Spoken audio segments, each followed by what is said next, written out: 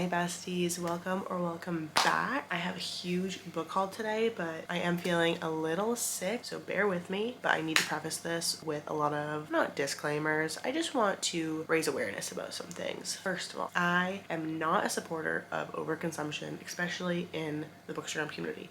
And me saying that with a huge book haul, you might be like, let me explain. If you still think this is overconsumption, that is completely valid, because if I saw another person doing this video, even despite the things I'm about to say, I would still be like, okay, is that necessary though? And it's not. It's not. And I apologize. I'm still gonna raise awareness about the things despite me being a little hypocritical. Having that said, first things first, I never really bought books, to be honest. Maybe 5 books a year. For the past couple of years, I've had a Kindle, Audible, so I just never felt the need to buy physical books, especially because I'm a pretty slow reader. So there was no point to me buying books that I knew I wasn't gonna get to, because I can't keep up with my TBR. My bookshelf has always been pretty sparse. I really do just tend to decorate it rather than actually put books on it. Secondly, the books that I do have, I go through several times a month. Anything that doesn't spark me joy, anything I don't find interesting, anything that I maybe have bought like a few months ago or a few years ago and I just know that I'm not going to read it. Anything that I read and I didn't rate literally 5 stars, or some 5-star reads I loved, but I don't plan on annotating, and I would be very content just listening to the audiobook if I wanted to give it a reread. Those all go on a separate shelf, and every so often I go back to my hometown, I bring those books with me, and I donate them to a local bookshop. Recently I donated 17 books to her, so it really like emptied my bookshelves, and I'm just glad that they have a new home. They'll be used, they'll be loved and cared for, whereas here they were just collecting dust. And lastly, this is kind of 2 things in one. So recently I kind of got screwed over by Amazon, and if you watch some of my past videos, you'll hear me kind of talking about it. So ever since that, I've been working on canceling my Kindle Unlimited, not using Audible, and just not supporting large corporations that don't respect and cherish their loyal customers, especially when they have the money. So in turn, once I donated all these books, I actually noticed that Book Outlet, which is Canadian made, sustainable, used books at a discount price. This is not sponsored, by the way. I saw that they were having a sale, and I was like, you know what, let's get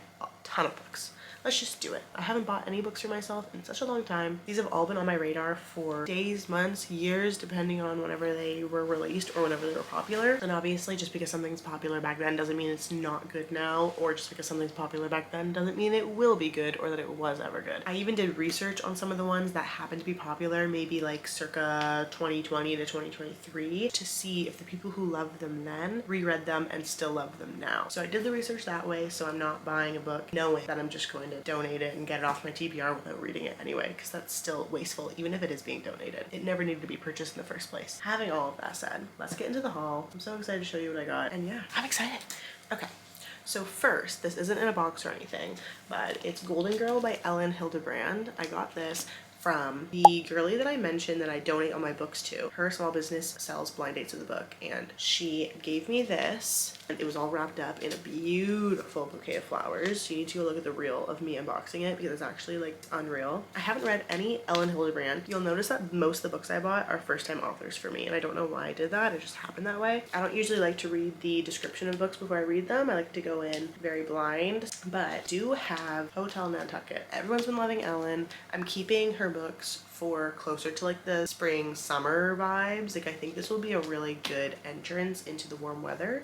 But yeah, so that's the first book. Next, I have my box from Amazon. This has been on my wish list for ages. Okay, let me show you first. It's the Chestnut Spring series. They are on Kindle Unlimited, and I read Flawless and Heartless on Kindle Unlimited. But since I am getting rid of my Kindle Unlimited, I thought it was also funny that I used the Amazon gift card to buy my favorite series and then cancel my account. So I have this. I don't know if I have much explanation for this that I hadn't already mentioned. It's a cowboy romance for anyone who doesn't know. I rated Flawless a 5 stars, and I rated Heartless like a 3 stars at the time, but since I've actually increased it to a 4 stars. Like I was in such a big reading slump. Like I truly just like lost the love of reading for like a solid year. I still read a few books here and there, but it was very hard for me to like actually get into it. I read Flawless. I started reading again. So I think I'm just a little biased to this one, that I love it so much. And then Heartless just had like a trope in it that I didn't expect to like, but I actually did like it. And I'm excited to continue the series. So let's open this up. There's a little pull tab. gonna spoil some of the books in here, but oh my gosh. First of all, I have Better Than the Movies and The Do-Over by Lynn Painter. Better Than the Movies. So I know the Haley fam loves this book. She would have single-handedly convinced me to read it. However, I love the movie The Duff, and no one talks about how this book, based on the description, is the exact same as The Duff, including the same names. Well, I guess just Wes. But like, no one talks about that. I don't know if that's on purpose. I don't know if I'm missing something. Maybe that's the whole point of it, but I just have never seen someone or heard someone say those words. So I thought I was the only one who noticed. Has anyone ever seen The Duff? Because it's the exact same. So for a while, I was like, we just watched the movie. But then as time went on, I actually started craving just like a nice YA, easy read that's cute, that's reliable, I know I can trust, and I feel like this would actually be perfect for that. And I actually placed 2 different book outlet orders because I saw the sale, I placed an order, and then a few days later I got an email saying they restocked. I really fell for their promotion and advertising, but as someone in advertising and marketing, they do a great job because it worked on me. So the first time I placed an order, I got The Do-Over because Better Than the Movies was sold out. So I was like, you know what, I might as well start, and then it kind of holds myself accountable for getting Better Than the Movie. And then I got the email saying they restocked, so I got this one in the second order. Let me move you a little closer. I feel like you're so far. We're friends. I want to chat with you. I don't know what The Do-Over is about, but I think it's like a Groundhog Day trope. If anyone doesn't know what the Groundhog Day trope is, it's just like when the main character has to relive the same day over and over again. And I actually have never read about that, and I've only watched one movie regarding that. So I actually don't know how I feel about it because I feel like it could be fun. Once again, I've never read Lynn Painter, so I'm picking this up fully based off of vibes. So I have those 2 books. Oh, they're so gorgeous. I actually didn't think I liked the covers, but now that they're here like next to each other, and actually right on the exact same color scheme, I got The Rom-Commers by Catherine Center. Once again, brand new author to me, but first of all, sorry. I do have The Bodyguard, and I actually just got approved for her arc, so I'm going to read that tonight. I'm so excited. I did post a poll on my Bookstagram about whether it's better to read the arc as a first-time author or if I should read one of her books first, and actually reading one of their books first won, but I think I'm gonna just read the arc first because I really want my NetGalley score to go up. I got that. I have no idea what this is about. I like her writing. I've heard really good things about her. I actually wanted to get Happiness for Beginners, which is also recommended by Haley fam.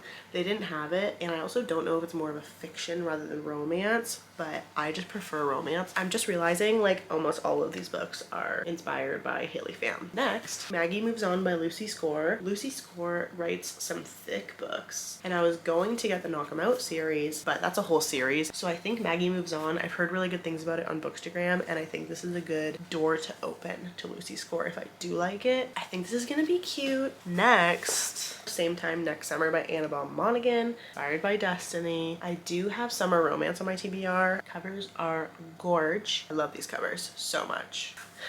I have Yours Truly by Abby Jimenez. This is not a repeat author. I have read Just for the Summer, and it is one of my all-time favorite books. However, I've only ever read Just for the Summer, and I realized that Just for the Summer is like 3rd or 4th in an interconnected standalone series. So I'm definitely like, I already messed up the reading order, and I forget if this is in the same series or a different series. But I bought this with the intention to read Abby Jimenez in the right order. After I ordered it, I realized this is the second book. I have to read Part of Your World first. It really doesn't matter, but I just feel like it'll be more enjoyable for me because I do tend to feel very encapsulated and involved in interconnected standalones like Rebel Blue Ranch and Chestnut Springs. So even Just for the Summer, if I had read that at the proper time, I would have loved those characters 10 times more because I would know so much more about their backstory. Lastly, from this box, I have Indigo Ridge and Juniper Hill, which is from the Eden series, I believe. This was inspired by Allie. You know I love a cowboy romance, and I feel like no one talks about these except for her, but she speaks so highly of them. I feel like just from the cover and just from like a few words that I can kind of see on the back that I shouldn't be peeking at, it's gonna be a little darker and more exciting. I have no idea about the spice level. Yeah, other than that, I just know they're a cowboy romance, or at least like a small town. I'm assuming they're cowboy, small town, something like that. But I'm excited. I'm gonna have such a nice cowboy shelf now. I just got new decor at a small business in my hometown. My mom, we got like matching Hallmark trucks because my mom loves Hallmark, but she got hers in black and I got mine in white. And then we got little like a book stack wrapped up in a bow. Super cute. Anyway, that's it for that box. One more box left. This is a big one. I think it actually has less books in it. Okay, in this box, I got Archer's Voice. This is one of the books that I had to do like intense research on because I know it was popular years ago. I have still seen such highly rated reviews of this book, whether it's their first time reading, whether it's a reread. It's a lot of people's favorite book. It was also on my Kindle, and like what went wrong with Amazon is my old Amazon account deleted, and it deleted all my Kindle books, and this was on there. And I actually think it's on Kindle Unlimited now. It wasn't when I bought it. Once again, I have no idea what it's about, but I know it is like a tearjerker. So, but it came with an exclusive extended epilogue, so that's exciting. Can't wait to sob. I don't really read sad books. I used to all the time, but haven't in a while. As you can tell from the stack, I don't know how sad this is, but I'm scared. But it's here. It's here. It's here. Next, I got The Ministry of Time, also Haley Pham. I honestly have no excuse for this other than she speaks so highly of it. This is definitely more sci-fi time travel, and I don't know if I'll like it. But honestly, as you can tell, everything is very similar. So it's nice to have something a little bit different and a little outside of my comfort zone, since I don't tend to go towards fantasy very much because I find those very intimidating. So at least this way, like, I did enjoy Hunger Games, and I know it's not like the exact same whatsoever, but I feel like if it could be kind of similar to Hunger Games, I might like it. Is that a map? There's a map in it. Oh, I just realized Emily Henry commented on this too, so. But that makes me feel a lot better because I love my Emily Henry. I think the sun is going down, so I should probably hurry up and finish this video. There's only a few left. So next, I got The Wedding People, and I'm gonna be so real. I did not order this. I opened the boxes earlier with my best friend on FaceTime because she wanted a little behind the scenes haul, and I was just like, oh, The Wedding People, and like I've seen it, I've heard of it, I've seen good reviews, but as I was doing my haul I was like, wait, I did not order this. So I don't know what happened here. I truly don't know if I will read it. Luckily my best friend actually wants it. Maybe I'll give it a try. I don't even think this is a romance. I think it's just more of like a fiction. I mean, it's saying that it's like hilarious and witty, and I love a good hilarious and witty fiction. So this video has been too long. I'm kind of getting crazy. About a woman with nothing to lose. She has a green dress, chocolate wine, a coconut pillow. She's ready to cut loose to cause delightful mayhem. That's kind of fun. I kind of like it. Yeah, I totally didn't order this, but what a pleasant surprise, because retail is $38.99 in Canada. $38.99. I think we might be the most expensive for a book. We might be. Canada might have everyone beat at this point. It is a hardcover, but does that really make a difference? Does that really make a difference? Lastly, the Naturals series. This is also Kindle Unlimited, and I read The Naturals on the plane a couple months ago, and I ate it up. I think it was a 5 stars, and I knew that I wanted to finish the series. It's like Criminal Minds, but YA, and it's super cute, super fun, so interesting, and I've heard extremely good reviews. Like, just the more you read it, the better it gets. And I felt like I had to get a little something something from the thriller section because I don't read them often. I read like a few a year, but I do truly love thrillers, mysteries. So kind of crazy, but here are my books. I don't want this pile to fall, so I'm going to quickly change the camera angle. Thank you so much for watching this video. I hope you enjoyed. I'm going to change up my bookshelf immediately, so be prepared for that. That's all. Thanks for watching.